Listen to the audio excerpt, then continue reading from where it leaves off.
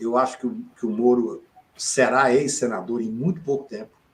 Seria, se fosse no Tribunal do Paraná, seria, no meu ponto de vista, excepcional, porque todo mundo está dizendo o Tribunal Eleitoral do Brasil, do TSE, virou o supertribunal, então se vier cassado, melhor ainda. Mas, eu repito, é aquilo que eu disse desde o início, eu disse para vocês, inclusive.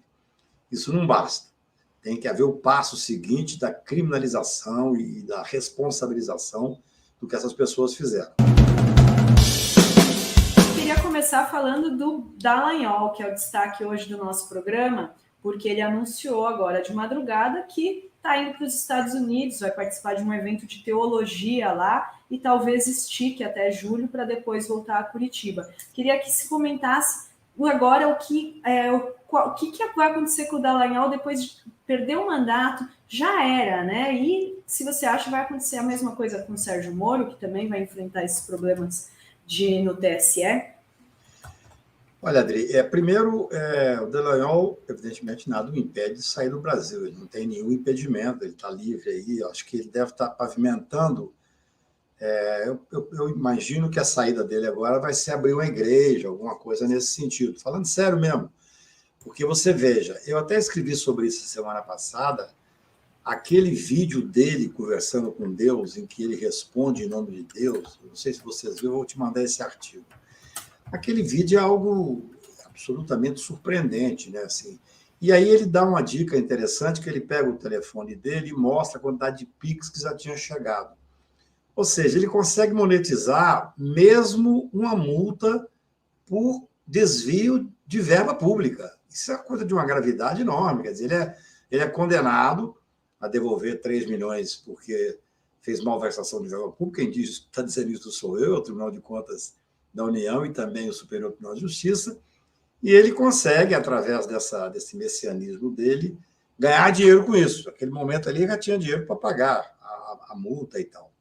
Então, eu tenho a impressão que ele deve estar buscando essa nova carreira. Isso, neste momento, ele tem todo o direito de sair. O que não impede, é óbvio, que as investigações, e são várias contra ele, continuem no Brasil. Eu tenho conversado muito, eu não faço direito eleitoral, mas em alguns casos que eu me interesso, eu acho que em nome até da fortalecimento da democracia, eu acompanho, é óbvio. As informações que eu tenho é que talvez o Sérgio Moro seja cassado lá no Tribunal Regional do Paraná, o que seria algo muito importante, porque aqui no Tribunal Eleitoral, os advogados que fazem direito eleitoral dizem que a cassação é bastante provável, porque ele tem como precedente um caso que vocês devem se lembrar, daquela juíza federal que se intitulava o Moro de Saia do Mato Grosso, fazia absurdos. Eu fui advogado de um determinado governador no Mato Grosso, ela expunha ele ao ridículo, tirava a roupa dele antes das audiências, mandava fazer assim, uma vasculhação íntima do corpo dele, uma coisa lamentável. E ela se auto-intitulava o Moro de Saia e fez como o Moro, deixou o judiciário para se candidatar a senadora e foi cassada com menos de um ano por abuso de poder econômico. Então, o que dizem é que os ventos no Paraná mudaram. Não sei se vocês viram agora pela manhã, aquela juíza Gabriela acabou saindo do Paraná. Primeiro ela pediu para sair, o tribunal tinha dito que não era possível, mas devem ter feito uma composição, porque ela tem uma dificuldade enorme, tem um processo que investiga o pai dela lá na vara e tal. Então, ela é Gabriela Hart, né, que é aquela do copia e cola do Moro lá. Ela sofre ações no CNJ, o querido empresário do Rio de Janeiro, Márcio Lobão, entrou com uma ação contra ela no CNJ, por uma série de irregularidades que ela fez com ele e tal. E agora ela está sendo transferida, saiu agora, já tem quem vai substituir. Ou seja, os ventos mudaram, mesmo a República do Paraná. E acho que o maior indicativo disso é essa visita pessoal do corregedor Salomão, ministro Salomão do STJ, que é o corregedor do CNJ, fez à vara e ao Tribunal Regional Federal número 4. Veja bem, essa inspeção extraordinária, ela é de uma gravidade ímpar, porque o juiz que estava lá, o doutor Apio, ao que tudo indica, as informações que nós temos, é que ele estava fazendo um trabalho independente, estava tocando, inclusive, num dado momento, já está na mídia isso de alguma forma, ainda que não esmiuçado, porque corre em segredo e tal, ele encontrou uma conta, Renato, de 2 bilhões e tanto, e que não estavam batendo, ele fazendo lá a necessária inspeção na conta, não estava batendo tudo. Então, esse é um dos pontos, né? Porque esse afastamento do Apio, ele é de uma gravidade, veja bem, o juiz tem o direito constitucional à inamovibilidade, é um dos requisitos que dá segurança ao juiz. Eu sou de um tempo que ouvia dizer, né, morava no interior de Minas, assim, os donos das cidades, esse sistema patriarcal brasileiro, quando o juiz começava a incomodar, o juiz chegava na comarca, ele logo era mandado para outra comarca. Ou então, já mais adiante, mas eu já era só advogado, naquela época eu era estudante, você tinha a famosa cair para cima, né? Quer dizer, alguém incomodava o governador que mandava no estado e aquele delegado ou aquele juiz era promovido. Eu tenho um caso humoroso em que, a famosa pasta rosa, que o delegado que investigava, quando chegou para investigar o ACM era meu amigo querido, eu fiquei amigo dele depois que eu divulguei para ele, que era uma figura. Simplesmente o delegado foi promovido a adido militar. Então, isso não pode acontecer numa democracia, num Estado forte, democraticamente falando. Então, você tirar um juiz sumariamente tem que ser algo inacreditável. Vamos, qual foi a fundamentação deles? Foi que ele teria dado um telefonema. Quem fez a perícia para dizer que a voz era dele? O Moro, que coordenou a perícia, ele assumiu isso, é algo teratológico. O senador da República coordena, e aí agora começa, então, a vir uma série de versões de que ele teria mandado, o Moro teria mandado uma pessoa muito conhecida no Paraná para dizer para o juiz, olha, se você insistir em ouvir o Tacla, você vai acabar perdendo a vara. E o afastamento dele foi sumário. Então, o CNJ está fazendo um trabalho, e eu espero que o resultado seja realmente com a maior profundidade possível que eles possam chegar. Ele imediatamente comunicou os desembargadores, como o Tribunal Regional Federal número 4, depois que todo mundo depois e fez o depoimento, foram para lá os desembargadores e juízes indicados pelo CNJ, ouviram inclusive o doutor Apio e tal, numa sessão longa, pelo que soube. Aí o próprio desembargador, o próprio corregedor do ministro Salomão resolveu ir. O que significa, pela experiência que a gente tem, André, é que devem ter encontrado muita coisa. Ele não iria lá apenas para poder, se tivesse tudo regular. Então, eu acho que nós estamos num momento importante. Naquela vara, a gente sabe parte do que fizeram nos verões passados. Deltan, aqueles outros procuradores que ele coordenava, especialmente o Moro. E o que nós temos dito ao longo desses últimos anos é que existia um conluio, a gente costumava chamar, e até uma coisa ruim, porque eu gosto muito de ser respeitoso com o judiciário, chamava o tribunal de passagem, que não era um tribunal que fazia o enfrentamento dos absurdos do Moro. Eu escrevi semana passada um artigo sobre esses vazamentos que estão se dando, que são estarrecedores. Estarrecedores. Tem um, que é coisa que a gente sabia, mas nunca tinha lido, né? Que quando o doutor Fabreto, que é um desembargador da 4ª Região, determina a soltura do Lula, todo mundo se lembra disso, comunicaram ao Deltan, e ele diz claramente para os demais desembargadores, eu vou falar para a Polícia Federal para não cumprir a ordem. Isso é caso de prisão preventiva, isso é obstrução de justiça. Então, o momento agora, é bom mesmo o Deltan ir procurar lá sua possibilidade de montar uma igreja e tal, é um direito dele, mas eu acho que os procedimentos vão continuar, eu acho que o Moro será ex-senador em muito pouco tempo, se fosse no Tribunal do Paraná, seria, no meu ponto de vista, excepcional, porque todo mundo está dizendo, o Tribunal Eleitoral do Brasil, o TSE, virou o supertribunal, então se vier cassado, melhor ainda. Mas, eu repito, é aquilo que eu disse desde o início, eu disse para vocês, inclusive. Isso não basta.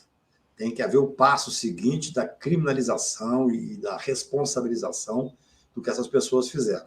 Veja bem, quando nós falávamos, Renato, eu falei isso várias vezes nos últimos 2 anos, que existia uma tentativa de golpe e que o Bolsonaro só não conseguiu dar o golpe por não ter o apoio, não ter o respeito da liderança das Forças Armadas. A Força Armada Brasileira, a cúpula dela é altamente preparada. Eu até hoje me lembrava de um fato. O vice-presidente, o general Mourão, estava dando uma entrevista, se não me engano, na Globo News, e perguntaram sobre o Bolsonaro, que ele era meio atabalhoado, e ele ridicularizou o presidente da República em exercício. Ele vice. Você tem uma questão de hierarquia no Exército, tem tudo. Ele disse, não, o Bolsonaro só foi até a força física. Ele não chegou a ter alguma preparação intelectual. Dizendo aquilo que todo mundo vê, que ele é um indigente intelectual. Então, o Exército, especialmente, mas as Forças Armadas, não topavam. Eu falo isso tem 2 anos e meio. Agora, com a liberação do ministro Alexandre Tiô, Segredo de Justiça, daquilo que consta no celular do tal ajudante de ordem, é inacreditável. Eles tinham um golpe pronto. Quer dizer... Eles tinham um juiz, eles tinham um parecer jurídico, inclusive, de um renomado jurista. Eu escrevi sobre isso, Renato, essa semana, porque a gravidade... Aquilo ali, quando, infelizmente, o doutor Ives Gandra veio com essa versão de uma subleitura criminosa do artigo 142 da Constituição, dizendo que as Forças Armadas seriam uma espécie de um poder moderador, é como se fosse possível fazer um golpe contra a Constituição, a favor da Constituição. Não existe golpe a favor da Constituição. Todo golpe é contra a Constituição. Quando surgiu aquilo ali, jabuti não sobe em árvore. Todos nós que temos uma experiência com Brasília vimos que aquilo era uma gestação de uma hipótese de golpe.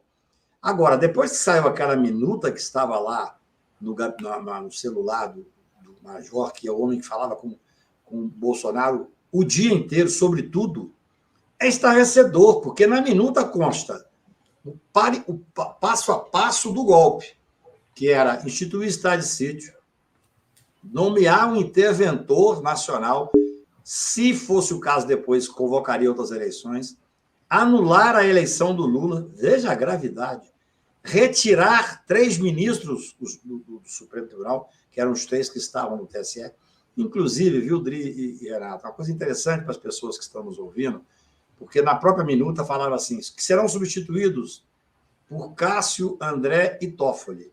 Eu ouvi e vi muitas maldades, dizendo assim, o Toffoli estava do lado deles. Eu quero explicar uma coisa, não estou defendendo ninguém, mas é a questão de entender como é que funcionam os tribunais. Esses 3 são os substitutos naturais dos 3 que sairiam. Daria um verniz democrático. Não tem nada a ver com o Toffoli. O Toffoli, evidentemente, não sabia disso, não tem nada a ver, nem o próprio Cássio, nem o André.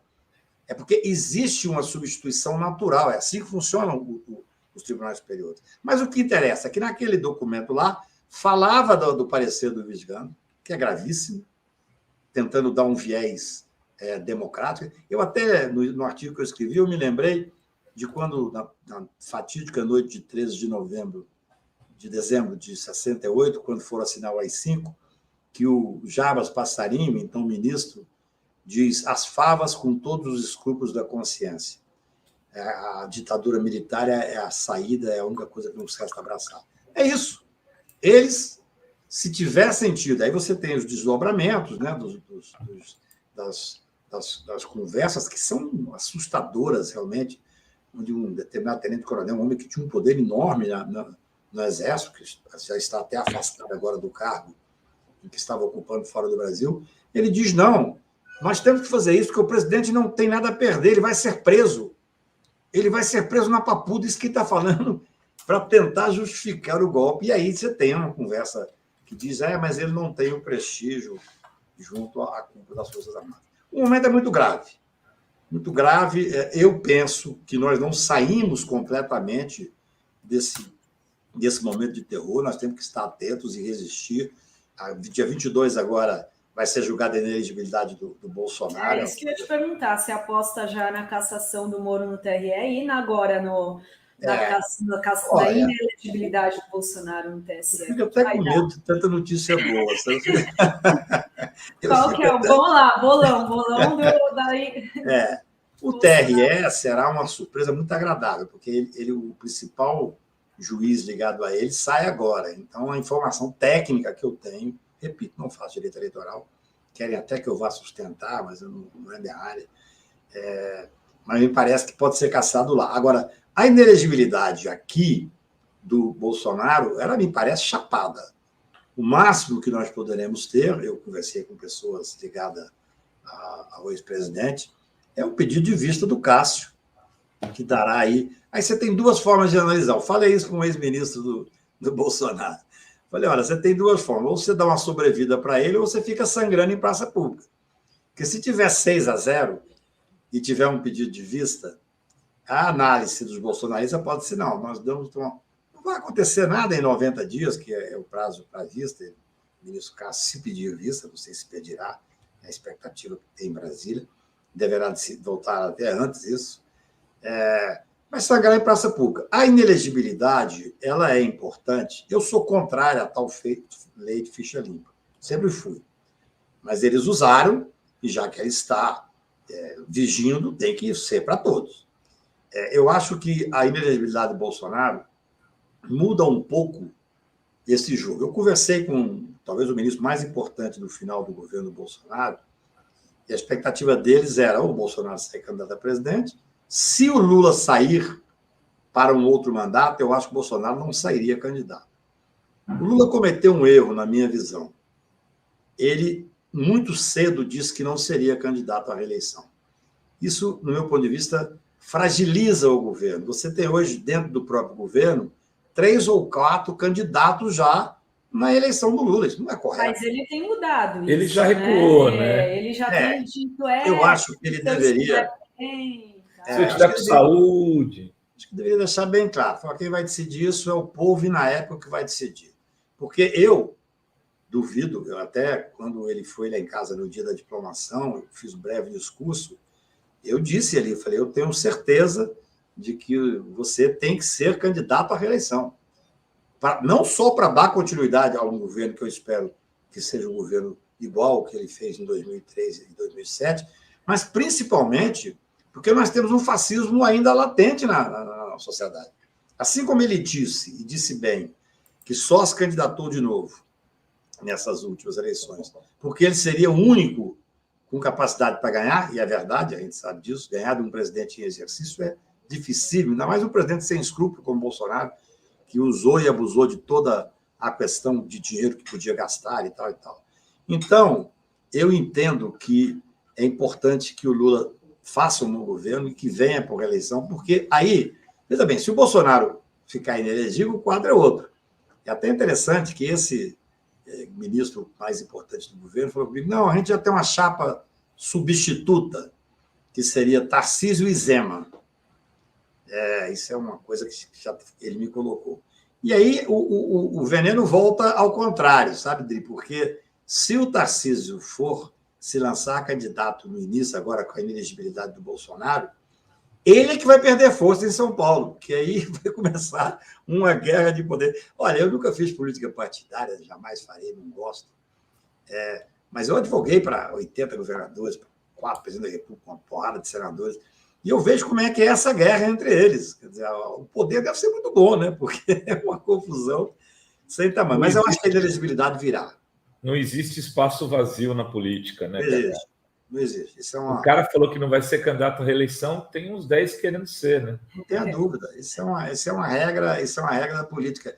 A política tem algumas regras. Uma delas é esse, que não existe espaço vazio. A outra é uma frase do Magalhães Pinto, que é interessante, que ele falava que política é como nuvem, né? Você olha, está de um jeito, você olha daí um pouquinho, está do outro jeito.